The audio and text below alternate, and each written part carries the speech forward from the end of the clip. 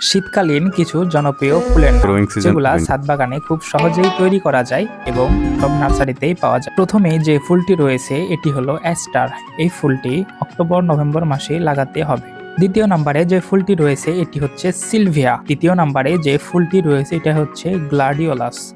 October এবং November মাসের মাঝামাঝি এটি লাগানোর উপযুক্ত সময়। 4 নম্বরে যে ফুলটি রয়েছে এটি পেটুনিয়া। শীতের বাগানের সবচাইতে জনপ্রিয় ফুল এটিকেই বলা চলে। ছাদ বাগানে সবসময় ভরিয়ে রাখার ফুলটি হলো চন্দ্রমল্লিকা। অনেক বেশি ফুল পেতে এটি আগস্ট-সেপ্টেম্বর মাসে লাগানো অনেক ভালো। শীতের বাগানের বহুল পরিচিত এবং জনপ্রিয় ফুল ইনকা।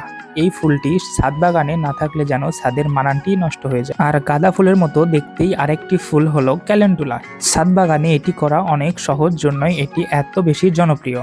আজকের ভিডিও সর্বশেষ এবং সবচাইতে সুন্দর ফুল হলো ডালিয়া। ডালিয়া ফুলটি তার সৌন্দর্যের জন্যই সবার কাছেই পরিচিত।